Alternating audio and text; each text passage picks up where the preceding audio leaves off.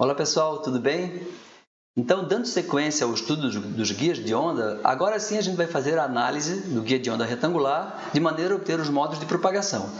Nós vamos começar estudando os modos TE no guia retangular. Tá? O modo TE, modo transverso elétrico, o campo elétrico não tem componente na direção de propagação, EZ igual a zero, e HZ diferente de zero. Então, das componentes longitudinais, eu não preciso determinar E0, eu já tenho. Então, eu tenho que determinar somente HZ. Tendo HZ, eu consigo determinar todas as outras componentes de campo. Tá? A gente já viu, né, que a onda se propaga em Z positivo, então, como antes, o HZ, a componente Z do campo magnético é uma função de x, y, z, que eu posso escrever como um produto de uma função de x, y, variação na seção transversal do guia, e um termo que explicita aqui que a onda se propaga no sentido positivo de z, e elevado a menos gama z. Tá? Então, eu tenho aqui a minha equação que eu obtive na aula anterior, tá? Em termos de Hz, certo? Onde o Hz está dado aqui na equação de cima. No primeiro termo, eu tenho derivada segunda de Hz em relação a x, derivada duas vezes. Ora, quando eu derivar em relação a x, e elevado a menos gama z não é função de x, é uma constante. Quando eu derivar em relação a y, a mesma coisa. Já quando eu derivar em relação a z, esse menos gama pula para frente uma vez e pula para frente outra vez. Então, fica gama ao quadrado, tá certo? Fazendo isso, então, analisando cada derivada, utilizando a equação de cima, eu tenho essa expressão um pouco mais complicada. A gente vê que o fator e elevado a menos gama z, ele aparece em todos. Então, eu poderia colocar em evidência, passo para o outro lado dividindo, tá? Então, ele corta. Está aqui. Portanto, a minha equação original, que era uma equação que envolvia x, y e z, agora é uma equação que envolve apenas x e y. Então, na verdade, eu tinha um problema tridimensional, que era o volume interno do guia. Para calcular o campo magnético, a análise vai ser feita apenas na seção transversal do guia. Eu tenho agora um problema que era 3D, virou um problema 2D, e é mais fácil de resolver. Então, eu tenho que buscar uma função Hz, função de xy, que satisfaça essa equação diferencial, tá? É uma equação diferencial parcial, linear, e também que satisfaça as condições de contorno, campo elétrico tangencial nulo nas paredes do guia. Tá? Então, aqui está de novo a mesma equação diferencial. Como resolver essa equação diferencial parcial? O método que a gente utiliza é o método de separação de variáveis. No que consiste o método de separação de variáveis? Consiste em escrever minha função de xy como o produto de uma função só de x por outra função só de y, método de separação de variáveis. Então, substituindo aqui na equação original, a gente consegue resolver o problema. Eu não vou fazer isso aqui, tá? Isso é bastante trivial, tem nos livros, tá? Então, quem quiser ver, pode consultar em vários livros de eletromagnetismo e propagação de ondas. Eu já vou colocar direto a solução do problema, tá? Então, utilizando o método de separação de variáveis, a solução dessa equação diferencial parcial está dada aqui. A é a largura do guia, B é a altura do guia, apareceu MN aqui, H0, eu já comento sobre isso, tá? Na resolução da equação pelo método de separação de variáveis, essa condição que aparece aqui, ela tem que ser obedecida. Então, a constante de propagação ao quadrado, gama ao quadrado, mais ômega ao quadrado, mi epsilon, tem que obedecer a esta relação que eu chamei de constante aqui, tá? Essa constante é do nome de H ao quadrado. Podia chamar de, sei lá, Maria de Fátima, mas eu achei mais simples chamar de H ao quadrado. O que são MN? MN são números naturais, 0, 1, 2, 3, inteiros não negativos. O que é H0? H0 é uma constante, tá certo? Então, aqui, a gente já tinha visto que o meu Hz, na verdade, é o produto da função de xy que eu acabei de obter pela função menos e elevado a menos Hz, que dá a variação, a propagação ao longo de z positivo. Tá? Então, eu tenho a minha expressão final para a componente Z do campo magnético. Está aqui. Então, eu tenho a componente Z do campo magnético, é um modo TE, transverso elétrico, a componente EZ igual a zero.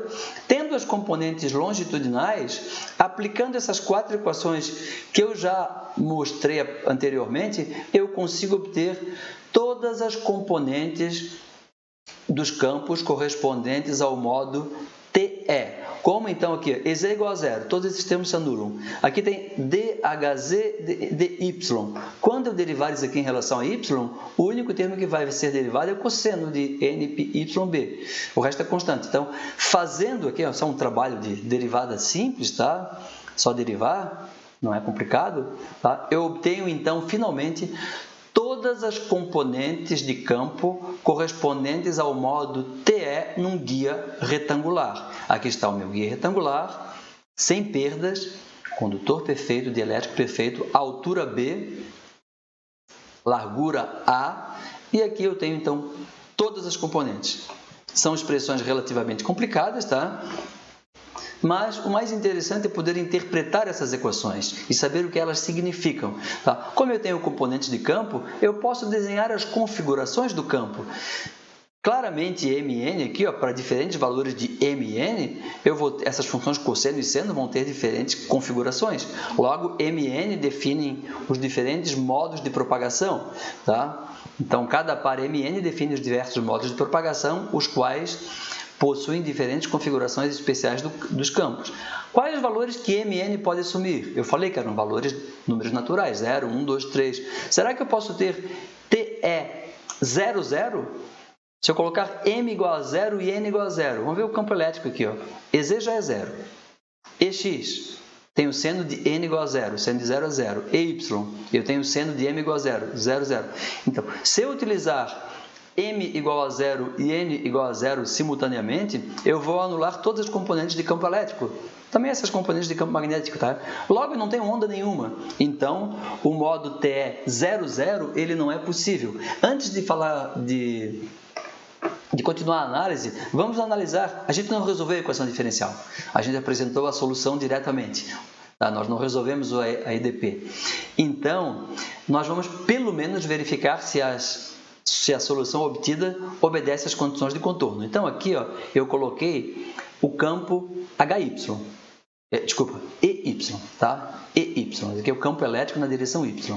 O campo elétrico na direção Y, ele tem que ser nulo na parede da direita e na parede da esquerda. Então, como é que se escreve parede da direita?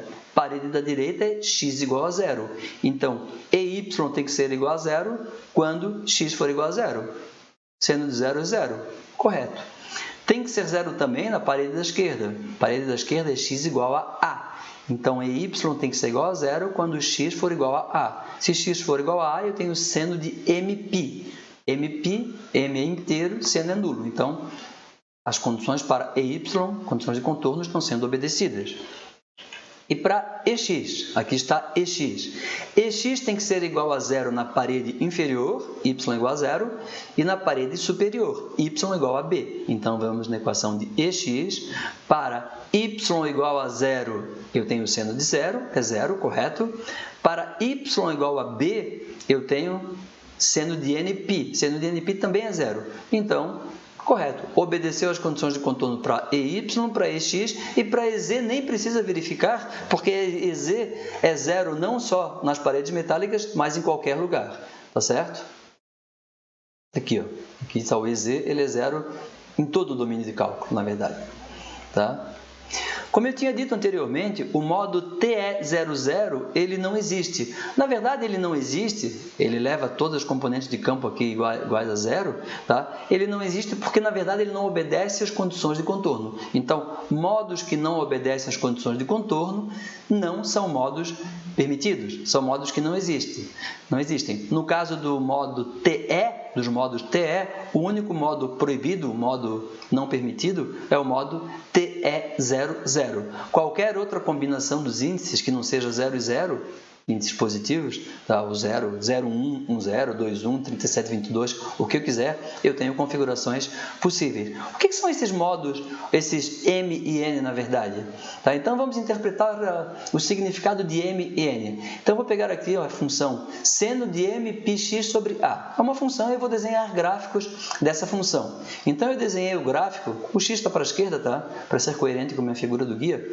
Então, essa aqui, ó, para M igual a 1, eu tenho esse gráfico da função seno. Para x igual a 0 vale 0, para x igual a vale 0, para x igual a sobre 2, eu tenho seno de π sobre 2 vale 1. Então, para m igual a 1, aqui está o gráfico dessa funçãozinha escura. Para m igual a 2, agora, colocando aqui 2, tá? Colocando 2 aqui, eu tenho um ciclo completo. Aqui eu tenho só um semiciclo, aqui eu tenho só um ciclo completo, tá? Como se fosse quase como uma frequência espacial, né? Aqui como se fosse uma frequência espacial. Aqui eu tenho um ciclo, aqui eu tenho 2 ciclos, tá? Desculpa, aqui eu tenho um semiciclo, aqui eu tenho 2 semiciclos. Para m igual a 3, mesma coisa, colocando m aqui igual a 3, vai aparecer 3 semiciclos. Então, o que representa m? Representa o número de semiciclos de variação dos campos na direção x, certo? O número de corcovinhas aqui é uma linguagem bem solta. Então, para m igual a 1 eu tenho uma corcovinha, para m igual a 2 eu tenho 2 corcovinhas, para m igual a 3 eu tenho 3 corcovinhas, para m igual a 35 eu tenho 35 corcovinhas. Então, o m está associado ao número de semiciclos de variação dos campos na direção x. Se aqui em vez de x tivesse y e aqui tivesse n, eu chegaria à conclusão que o n corresponde ao número de semiciclos de variação dos campos na direção y, certo? Então, vamos pegar as equações anteriores e obter a configuração dos campos. Então, aqui ó, eu tenho o modo TE10, é o modo de mais baixa ordem possível. No modo TE10, eu tenho aqui ó, as linhas de campo elétrico. Tá? Linhas de campo elétrico. Meu campo elétrico vai ter só componente vertical, tá? Só componente vertical. E ele, próximo ao centro aqui ó, do guia, o campo ele é máximo. Por isso que eu desenho as linhas de campo mais próximas. Linhas de campo mais próximas, valor de campo mais elevado. Aqui na parede, ele é tangencial, na parede da direita, então ele vale 0. Na parede da esquerda, ele é tangencial, ele vale 0. Então, aqui eu tenho duas representações do campo elétrico, tanto em linhas de campo quanto na variação de sua amplitude. Isso corresponde ao modo TE10. Para o modo TE20, agora eu tenho 2 semiciclos, 2 corcovinhas. Tá? Tem uma inversão aqui, então eu tenho o campo nulo nessa parede, campo nulo nessa parede, tenho o campo nulo aqui também no ponto médio e tenho campos mais intensos em outras posições aqui. Tá? Então, essa é a configuração do modo TE20. O modo TE10 e o TE20 só tem componente vertical de campo elétrico. Tá? O modo TE01, m igual a 0, n igual a 1, só tem componente horizontal. O campo elétrico só tem componente horizontal. E como o n de navio vale 1, eu tenho um semiciclo de variação ao longo de y. Está aqui. O que significa esse 0? Tá? M igual a 0. M igual a 0 significa dizer que eu não tenho variação nenhuma ao longo de x. É desse caso aqui. Se eu pegar o valor do campo elétrico nessa posição, nessa posição, nessa posição, nessa posição, tá? Eu estou variando aqui o y. Como n igual a 0, eu não tenho variação com y, tenho apenas variação com x. Quanto de variação com x? Um semiciclo. Tá? Aqui, idem, só que 2 semiciclos com x. E aqui, eu tenho que m é igual a 0. M igual a 0 significa que eu não tenho variação dos campos ao longo de x. Então, nesse ponto, nesse ponto, nesse ponto, nesse ponto, o campo elétrico é sempre o mesmo, só varia nesse caso com y. Eu tenho outras configurações, tá? Por exemplo, para o modo TE11, as linhas de campo elétrico são as linhas contínuas aqui, as linhas tracejadas são linhas de campo magnético. Tá? Para o modo TE21, então aqui são as linhas de mesma coisa, configuração dos campos. A gente sempre observa que o campo elétrico ele é perpendicular às paredes metálicas, perpendicular porque condição de contorno não tem componente tangencial na parede metálica. Componente tangencial é nula numa parede metálica, tá certo? Então aqui a gente termina a análise da propagação dos modos TE num guia retangular. Na próxima aula a gente vai estudar a propagação dos modos TM, os modos transverso-magnéticos. Tá certo, pessoal? Até lá então!